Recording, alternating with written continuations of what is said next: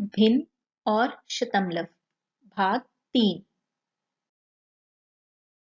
दशमलव वीडियो के तीसरे भाग में हम जानेंगे बिंदु 0.5 यह क्या कहलाता है।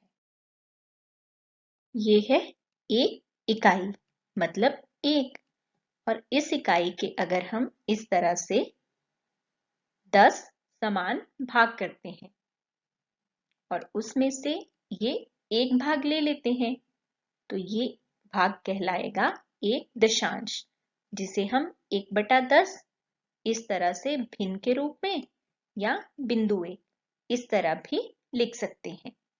ये तो बात हुई इकाई और दशांश की, जो हम पिछले वीडियो में भी देख चुके हैं। अब जानते हैं कि दशांश से छोटा भी कुछ होता है। ये ली हमने फिर से एक इकाई और इसके इस तरह 10 समान भाग किए। अब हम 10 समान भागों के भी आगे 10-10 और भाग कर देते हैं, यानी इस इकाई के अब हो गए 100 भाग और उसमें से ये 100वां भाग हमने ले लिया तो ये कहलाएगा एक शतांश। आपको याद होगा कि पिछली वीडियो में जब हमने 10 समान भागों में से एक भाग लिया था तो उसे हमने दशांश कहा था, यानी कि 10वां अंश। अब हम 100 भागों में से एक भाग ले रहे हैं, यानी शत का एक अंश ले रहे हैं, तो इसे हम बोलेंगे एक शतांश। इस एक शतांश को हम भिन्न के रूप में इस तरह 1/100 लिखते हैं, या बिंदु 0.1 इसे इस तरह भी लिखा जा सकता है। अब हम ये जानते हैं कि एक इकाई के अगर हम इस तरह से 100 बराबर भाग करते हैं और उसमें से एक भाग ले लेते हैं तो ये एक भाग होता है एक शतांश, जिसे हम 1/100 या बिंदु 0.1 इस तरह लिख सकते हैं। लेकिन इसे पढ़ेंगे कैसे? इसे हम पढ़ते हैं शतमलव 1 या 0.01। अगर हम फिर से एक इकाई लेते हैं और इसके फिर से 100 बराबर भाग कर देते हैं, इन 100 भागों में से अगर हम एक और ये दो भाग ले लेते हैं तो ये दो भाग होते हैं दो शतांश, जिन्हें हम 2/100 या बिंदु 0.2 इस तरह लिख सकते हैं। और पढ़ते हुए हम इन्हें पढ़ेंगे शतमलव 2 या 0.02।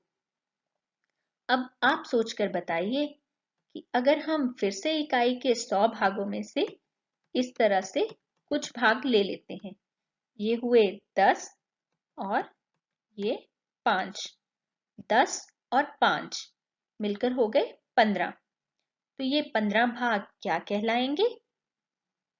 जी, 15 भाग कहलाएंगे 15 शतांश, और इन्हें हम लिखेंगे 15/100 या बिंदु 1.5।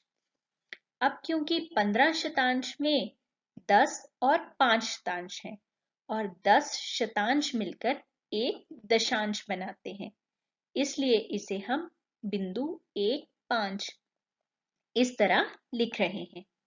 और पढ़ते हुए हम इसे पढ़ेंगे शतमलव 15 या 0.15।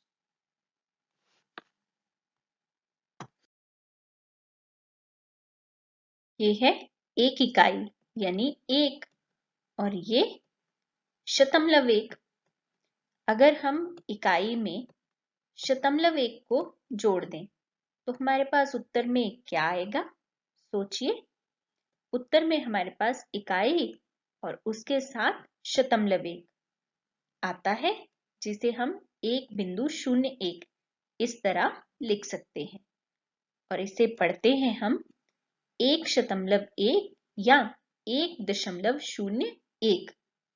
मतलब अगर हम इकाई में शतमलव 1 जोड़ते हैं तो शतमलव 1 दशमलव की ही तरह इकाई के बाद में जुड़ता है। उसी तरह से अगर हम एक इकाई में एक दशांश को जोड़ते हैं तो हमें उत्तर में मिलता है एक इकाई और दशांश, जिसे हम 1.1 यानी 1.1 इस तरह लिखते हैं। अब इस 1.1 में अगर हम जोड़ते हैं 0.2 को, तो उत्तर क्या होगा?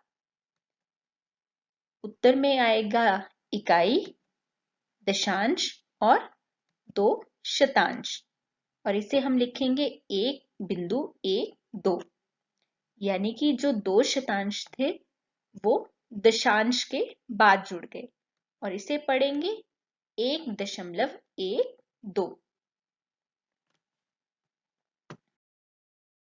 अब कुछ अभ्यास के लिए सवाल। वीडियो को कुछ देर के लिए रोकिए और दिए गए सवालों को अपनी कॉपी पर हल करिए।